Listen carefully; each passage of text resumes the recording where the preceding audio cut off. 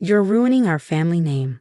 Amanda screamed, her perfectly manicured finger jabbing the air inches from my face. The Prescotts don't associate with street people. Her voice dripped with disgust as she paced our living room in her designer heels. I stood my ground, though my hands were shaking. They're human beings who need help, Amanda. The shelter is already making a difference in their lives. My name is Olivia, and at 32, I never expected to be facing down my mother-in-law over opening a homeless shelter. But here we were, her face red with fury, while my husband Michael sat silently on the couch, avoiding eye contact. Making a difference? Amanda scoffed. You're bringing shame to this family. Do you know how it looks when people find out a Prescott is running a shelter in that disgusting part of town? My friends at the country club can't stop talking about it. I thought about the families I'd helped that week, the single mother who'd finally found a safe place to sleep with her kids, the elderly veteran who needed a warm meal. I don't care what your country club friends think. Michael. Amanda turned to her son, her voice shifting to the manipulative tone I'd grown to hate. Darling, you have to do something about this. Your father is beside himself. The family reputation. The family reputation will survive, I cut in.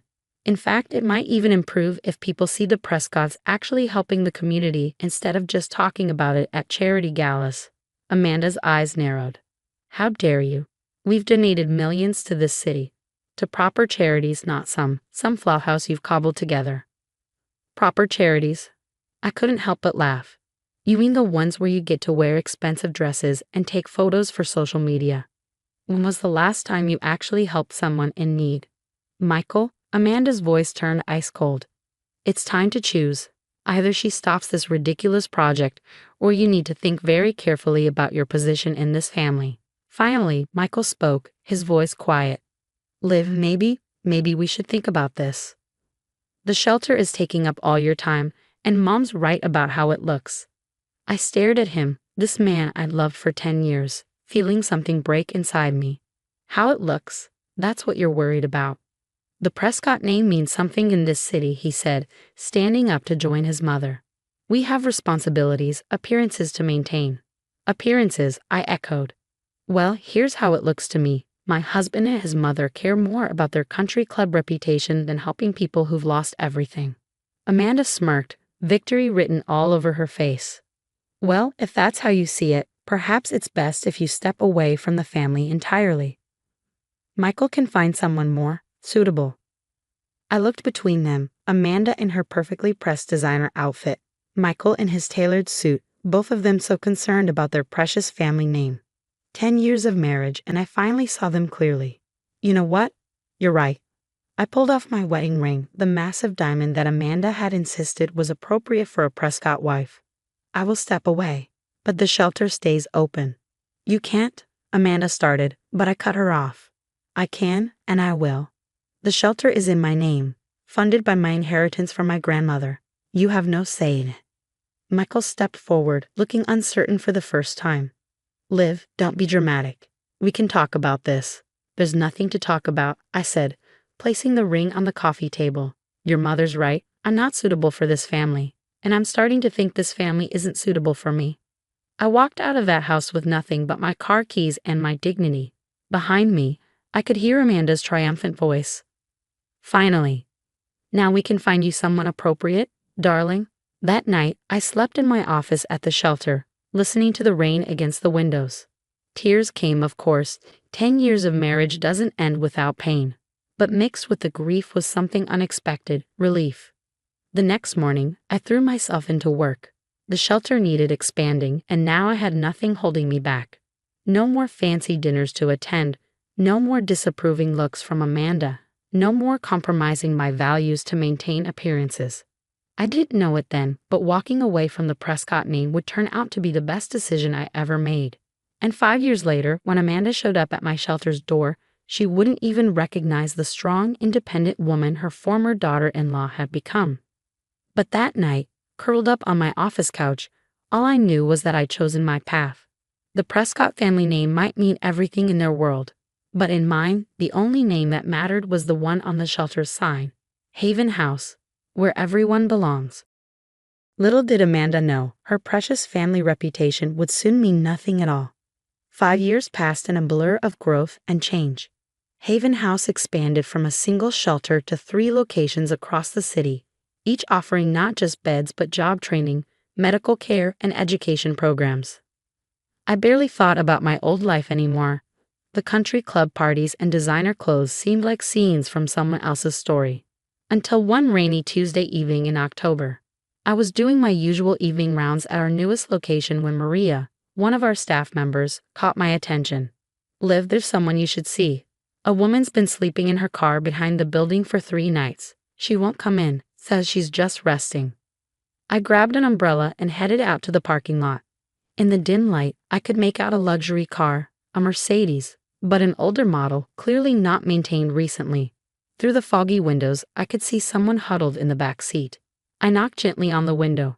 "Ma'am, would you like to come inside? We have warm beds and hot food."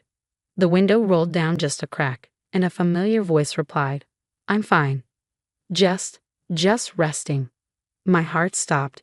Even exhausted and afraid, I'd recognize that voice anywhere. Amanda Prescott, my former mother-in-law, was sleeping in her car behind my homeless shelter. She didn't recognize me in the dark, wearing my casual clothes and rain jacket, so different from the polished daughter-in-law she'd known. I took a deep breath, steadying myself. "It's not safe to sleep in your car," I said gently. "We have private rooms available.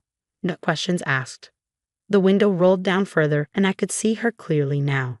Amanda's perfectly dyed hair was growing out, showing gray roots. Her designer outfit was wrinkled and worn. But it was her eyes that struck me. The proud, judgmental woman I'd known was gone, replaced by someone scared and desperate. I couldn't possibly," she whispered. I'm not homeless. I'm just having a temporary setback." I bit back the urge to remind her of her own words from years ago about street people. Instead, I said, "Many of our guests are experiencing temporary setbacks. There's no shame in accepting help." Thunder rolled overhead, and rain began falling harder. Amanda jumped at the sound, looking more vulnerable than I'd ever seen her. "Perhaps just for tonight," she conceded. I helped her gather her belongings, a single suitcase and a designer handbag that had seen better days. As we walked inside, I noticed her limping slightly in her expensive but impractical shoes. Maria met us at the door with warm towels and a sympathetic smile. She'd been homeless herself once, before becoming one of our most dedicated staff members. "Welcome to Haven House," she said warmly. "I'm Maria, and this is our director, Olivia." Amanda's head snapped up at my name, really looking at me for the first time. I saw the moment recognition hit her. Her eyes widened, and she swayed slightly on her feet. "You," she whispered. "Let's get you settled first," I said firmly. "We can talk later." I led her to one of our private rooms, basic but clean and safe. Amanda stood in the doorway, clutching her handbag like a shield. "Why?" she asked, her voice barely audible. "Why would you help me after everything?" I thought about the cruel words she'd spoken years ago, about family names and reputations. I thought about Michael, who I'd heard had married someone more suitable barely 6 months after our divorce. "Because everyone deserves help," I said simply, "even people who once refused to give it to others." Tears filled her eyes, but she blinked them back. "Some habits die hard. I suppose Prescotts don't cry in public." "The family," she started, then stopped, swallowing hard. "Things change after the scandal. The investments, the properties, it's all gone. Michael moved to Europe with his new wife. I tried staying with friends, but you don't have to explain," I interrupted gently. "Get some rest. We'll talk more tomorrow." As I turned to leave, her voice stopped me. "Olivia, I was wrong. About everything. I see that now." I nodded, not trusting myself to speak. 5 years ago, I would have given anything to hear those words. Now, they were just sad. Back in my office, I looked up the scandal she'd mentioned. The headlines told the story. "Prescott Empire crumbles under federal investigation." The family's centuries-old wealth, it seemed, had been built on fraud and tax evasion. When it all came crashing down, the precious family name became worthless overnight. I thought about karma, about justice, about the strange ways life comes full circle. But mostly, I thought about the scared woman in room 114 who'd lost everything she once thought important and found herself seeking help from the very person she'd once despised. Tomorrow, I'd offer her the same things we offered all our guests: support, resources, a chance to rebuild. Not because she deserved it more than others, but because she deserved it just as much. After all, Heaven House was where everyone belongs, even former mothers-in-law who needed to learn that lesson the hard way. The next morning, I saw Amanda sitting alone in the dining room, looking into her coffee. She was trying to stay strong. Her hair was neatly combed, her clothes tidy, but she couldn't hide the sadness in her eyes. "Good morning," I said as I sat across from her. "Did you sleep okay?" She gave a short nod. The room was fine. Then she added quietly, "Thank you." "Do you want to talk about why you're here?" I asked gently. Amanda held her coffee cup tightly. "After the scandal, everything fell apart. Our bank accounts were frozen. The houses were taken. Michael," she paused, swallowing hard, "said he couldn't help.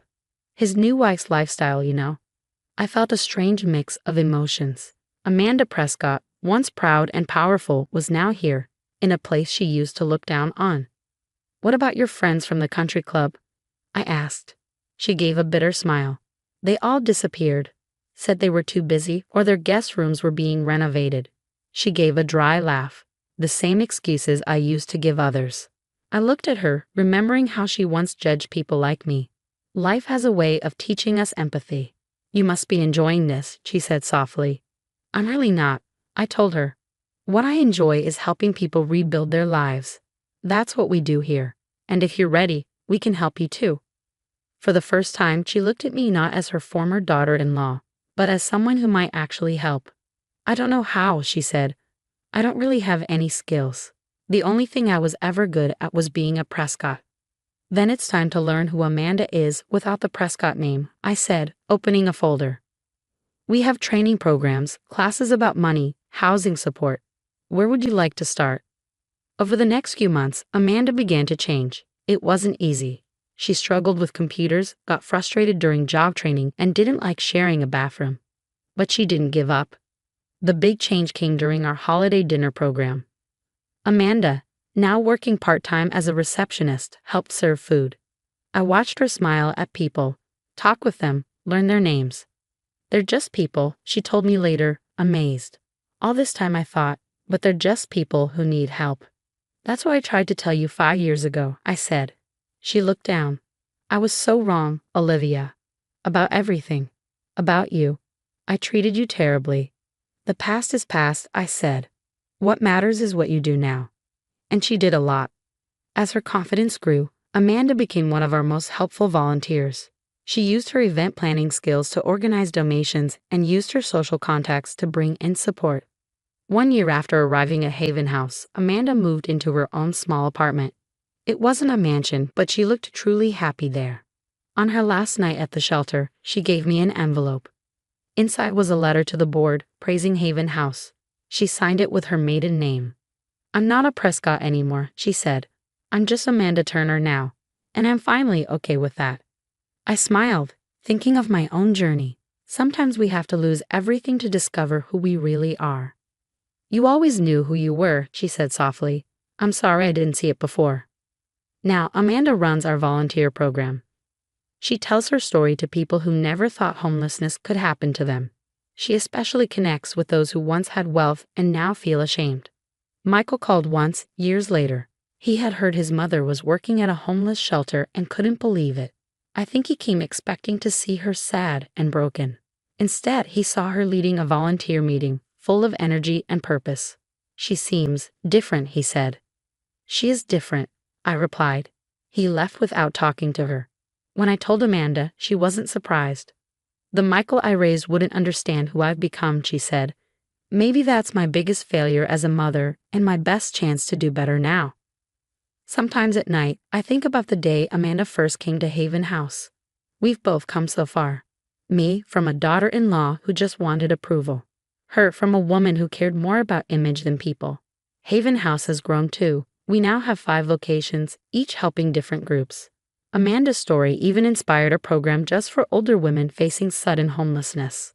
Where everyone belongs isn't just our motto anymore. It's something we both believe deep in our hearts. Even a Prescott. Especially a Prescott.